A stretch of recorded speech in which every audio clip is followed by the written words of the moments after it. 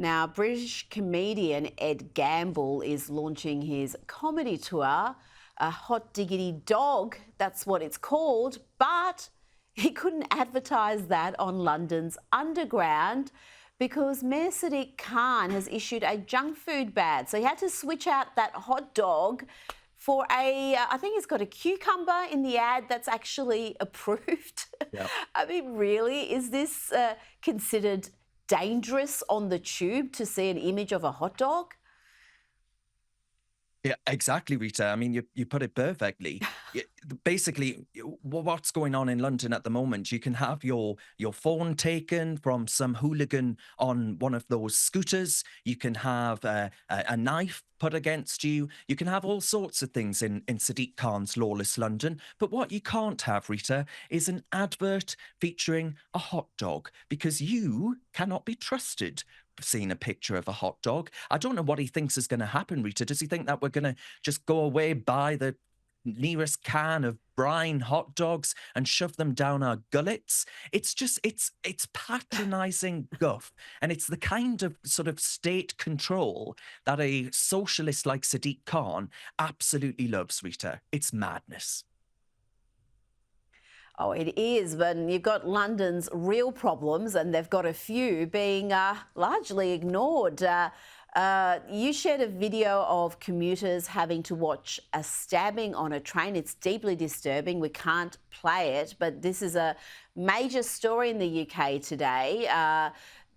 It's horrific footage, but it's not isolated. The rise of knife crime in London in recent years is horrific. 21% jump last year, close to 14,000 incidents recorded in the capital in the 12 months to June 2023.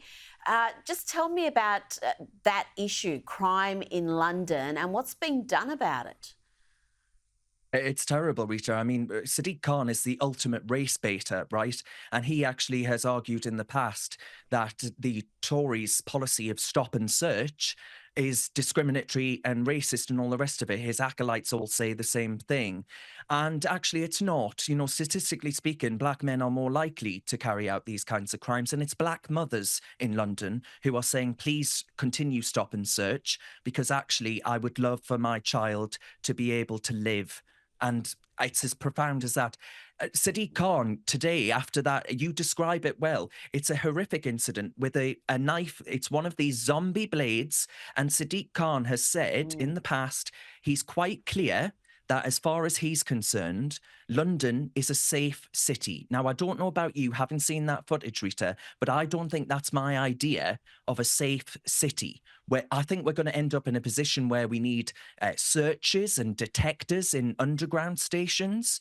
And, you know, given that story that we just mentioned there, a man stabbed in broad daylight on a train in London, Victoria, with passengers. You can see them, they're visibly shaken. You can hear it's audible. But they'll be pleased to know, Rita, I'm sure, that Mayor Khan has protected them from hot dogs when they do eventually arrive petrified at Victoria Station. And you just ask yourself, Rita, how come the police as well didn't immediately release the ID of the suspect? Because it's pretty easy to get a good idea from that clip of what the ethnicity, for one, of the suspect is. But once again, I fear it's accusations of racism that are preventing robust and efficient policing. And this is, as you've covered before, this is exactly what allowed the systemic rape of children to go on via primarily Pakistani men here in parts of this country. And it just depresses me to the core. I think the public now, Rita, in London especially, are just utterly desensitized to seeing such scenes as these. You know, to you, they look shocking, they look new, they look otherworldly, something from Hollywood. But actually today, in our capital, they're all too common. And it's Well, a grim. 21% Something has to jump change. Well, yeah, and a 21% jump in a single year in knife crime in London, that is something to be concerned about. Sadiq Khan just does not seem to be focused on this issue. He's got a lot of other areas that grab his interest. It's Now, just whackery and before you go, wokery over law and order. wackery and wokery. Well, talking wackery and wokery, you're still having these regular anti-Israel protests, and what they're doing now is regularly shouting for intifada. Let's have a look. Israel out of Gaza! Israel out of West Bank on the intifada! Intifada! Intifada! Intifada! Intifada! Intifada! Intifada! Intifada! Intifada! Intifada! Intifada! Intifada! Intifada! Intifada! Intifada! Intifada! Isn't that a call for violence? Don't you lock up people for producing offensive stickers? Why is that allowed to happen without really any sort of action? Exactly. We put someone in prison for 2 years for posting downloadable stickers online that some people said were politically incorrect and all the rest of it. Yet we have this, what I can only describe, Rita, as a privileged prat. She probably identifies as they, them on our streets calling for intifada without actually knowing what it means. And I'll just give you an example.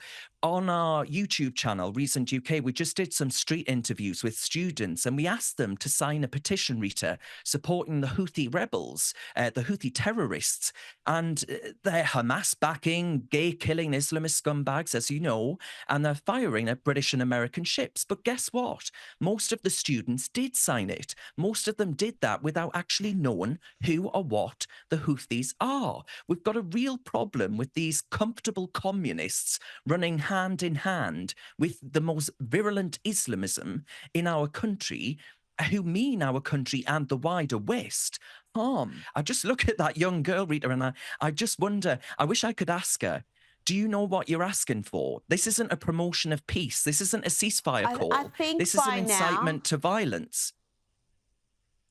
Well, I think by now I was willing to cut them a little slack in the early days and say perhaps they're just ignorant and they don't know what they're shouting. But surely by now, when they're shouting intifada, shouting from the river to the sea, they know precisely what they're calling for. Darren Grimes, thank you so much for your time this evening.